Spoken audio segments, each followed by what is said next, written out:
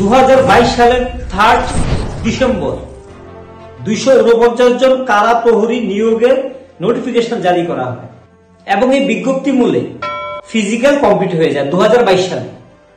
22 থেকে বর্তমানে আমরা যখন কথা বলছি 2024 সাল, 249টি কারা প্রহরীর পদ এখনো পূরণ করা যায়নি।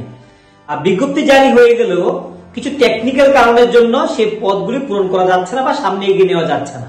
এখন ফিজিক্যাল সম্পন্ন হয়ে গেছে, তাদের এক্সামিনেশন হবে, তারপর ভাইভা, তারপরে মেরিট লিস্ট আউট হবে।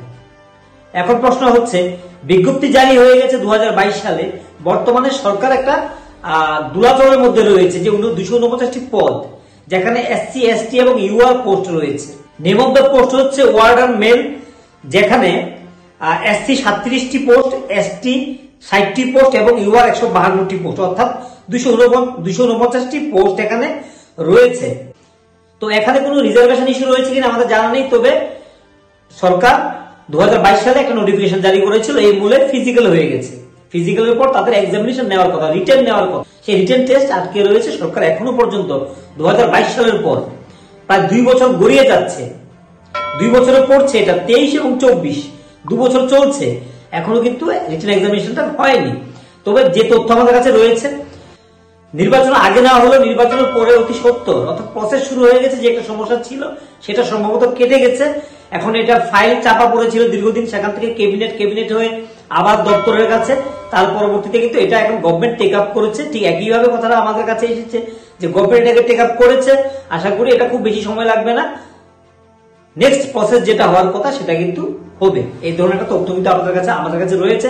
যত সংখ্যক পোস্ট ক্রিয়েট করা হয়েছে, সেই সংখ্যাটা নেবে কি নেবে না বা কি করা যায়, এই নিয়ে কিন্তু একটা দোলাচল ছিল।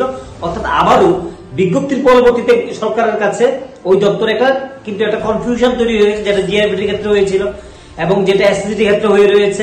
এবং দেখা গেছে বিজ্ঞপ্তি প্রকাশ করা হলেও পরবর্তীতে বিজ্ঞপ্তি প্রকাশের পর প্রথম ধাপ ফেল হওয়ার পর, প্রসেস শুরু হওয়ার পর সমস্যাগুলি কিন্তু উঠে আসছে। এবং দপ্তরে যারা আধিকারিক রয়েছেন বা বিশেষ করে যারা আমলারা রয়েছেন, যারা পলিসি বা চাকরি বিষয়গুলো নিয়ে যারা তৈরি করেন, বিজ্ঞপ্তি প্রকাশ করা থেকে শুরু করে সবটাই করে, কারণ সরকার সবটা সরাসরি নিজে করে না, আমলাদের দিয়ে, কর্মচারী বা কর্মী দপ্তরে সংশ্লিষ্ট দপ্তর আধিকারিককে দিয়ে যে কাজটা তারা করেন। তারা যদি ভুল ভ্রান্তি করেন, তার পরবর্তীতে কিন্তু সেটা কিন্তু অবশ্যই চাকরি প্রসেসটা বিলম্বিত হয় এবং এটা গড়াতে শুরু করে দেয়। তার জন্য আমি দেখা রাখছি, সবাই ভালো থাকুন, সুস্থ থাকুন, আমাদের সঙ্গে থাকুন এবং যারা আমাদেরকে দেখেন অবশ্যই সাবস্ক্রাইব করে আমাদের সঙ্গে জুড়ে থাকুন।